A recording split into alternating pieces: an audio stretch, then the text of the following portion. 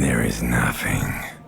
Only warm primordial blackness. I love detective stories. Solving mysteries is quite addictive. The recent Knives Out movie, Wake Up Dead Man, made me want to play a fun and engaging detective game. I'd heard a lot about Disco Elysium, and it's been sitting in my Steam backlog for so long, and that's what made me decide to give this one a shot. Welcome to Dad Does Game Guides, where we venture into the perils of our Steam backlog and find games that are fun to play with our very limited time. Today we'll spend 15 hours in Disco Elysium to solve the mystery. Is it worth your time? Developed by Zoom, Disco Elysium originally released in 2019, with more features and voice acting added to a new version in 2021. The new version was dubbed the Final Cut, and that's what I played for this video. There might have been 10 years ago. It's little more than a cadaverous spasm now. We start the game not even knowing our own character's name. It would appear that the playable character has had a bout of amnesia. This is quite unique, and it's a big part of the game. This is not just solving the main mystery, but it's also trying to discover our own identity and the events that happened which led us to this point. We meet Kim Kitsuragi, a detective from Precinct 57. He assumes we're also a detective from Precinct 41, but he has no idea what our name is. We can come clean or just play along, which is what I did. It's interesting to not have any context for a character, but have so much of the world to also explore.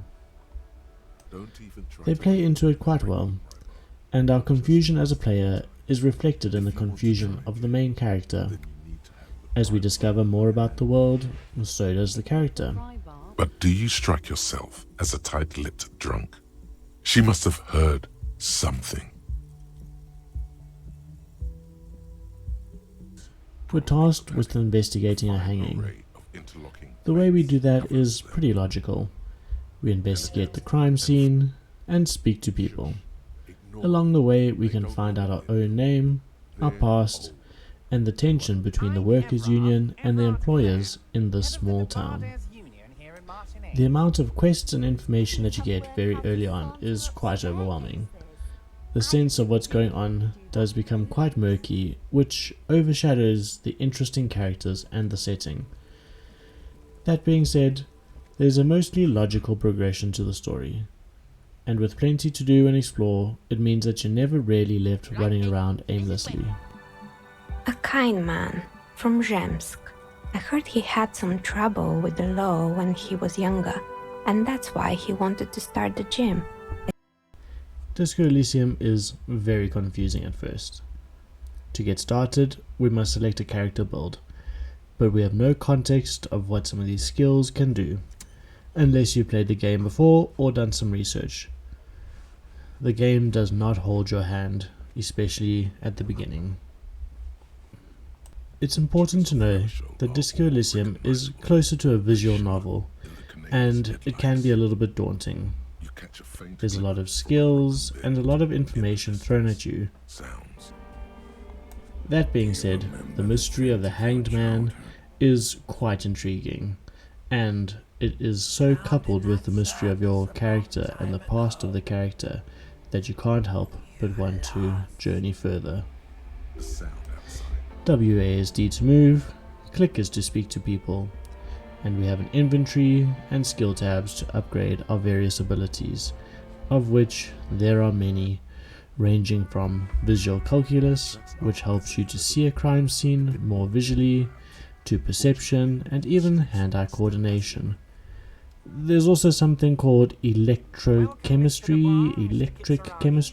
something like that, which I never fully understood, but it was fun when it did come up. There is no resentment in her tone. She wants you to ask her out. No question about it. There's also no combat in this game, and that's not inherently a bad thing, because, like I said earlier, this is mostly a visual novel, and the combat is limited to specific instances, and is based on what is essentially the roll of a dice, kind of like Dungeons and Dragons, and it makes the game quite unique. On that, there are red checks and white checks.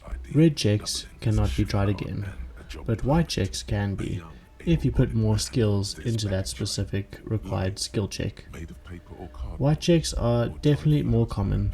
That means that when the red checks do come up, they're far more intense, and you feel a lot more invested in what you need to do and into the success or failure of the outcome. There's a lot of characters, and a lot of the time they kind of blur together, especially at the beginning. Each conversation progresses the clock by a few minutes. The inventory has items and clothing which can give you buffs and bonuses to your skill checks. Talk about the investigation, first and foremost. But I also remember you wanting to discuss the RCM. I have a cigarette every night when I go over my notes. It's something of a ritual. When I started playing the game, I could play about 1 hour a day over the first 5 to 6 days. This helped me build up momentum, and I could really understand and grasp the world, the characters, and everything in it. But then I took a short break, and when I came back, I was so confused. Luckily for me, I was able to play one Saturday for 3 hours straight, and that helped me to lock in a game. But if I didn't have that, it would have taken me much longer to get into the ebbs and flows of the game. This did create some inconsistencies with my character's morals because, well, to be frank, I would just simply forget what kind of decisions I had made previously and the things I had said to some characters. Disco Elysium isn't the type of game that you can just jump into for 10 to 15 minutes at a time. Rather, you have to set aside 1 to 2 hours to play the game.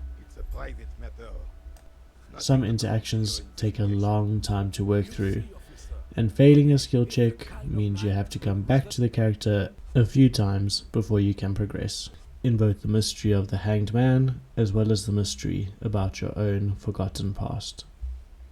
There are at least 20, maybe 30 cases undertaken, not completed, mind you. It's the middle of March. You have attempted 2 cases a week on average. If you're like me and you knew nothing about Disco Elysium before playing it, then here's my advice to you. At the start of the game, choose one of the preset character builds. They provide a variety of styles, and none of them are boring.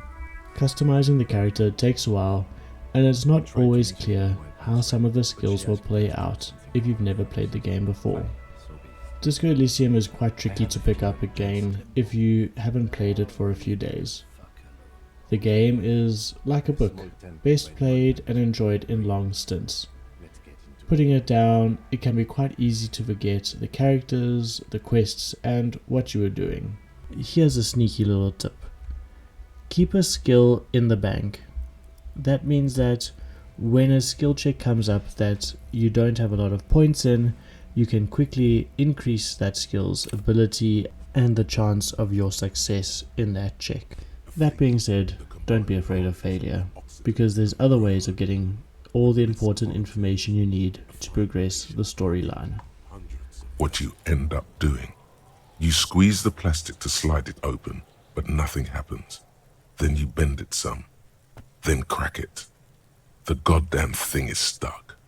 The ledger... Disco Elysium was an interesting game. I didn't always have fun with it, but I did respect how unique it was compared to other detective games out there.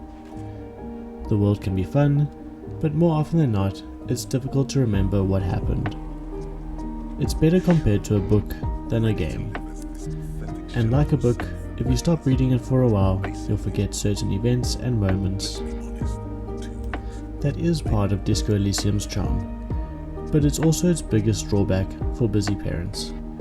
If you're on leave and you can invest at least an hour a day to play the game, you'll have fun and you'll probably finish the game in 2 to 3 weeks. If you can't, then give this one a skip, because it'll end up being frustrating and confusing. Join me next time as we venture into the fantastic realms of Dragon Age Inquisition. Thanks for watching this video. If you enjoyed it, please like and subscribe, and comment down below. Did you play Disco Elysium? What advice would you have for other people? And if you haven't, what's holding you back? Let me know down below.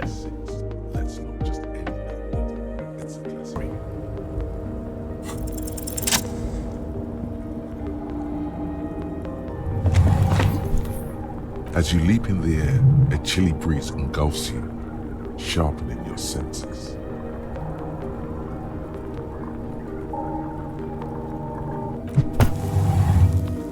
As the concrete floor welcomes you, you realize it's been a while since you felt so alive, alert, capable. Must be the adrenaline. I knew you could do it.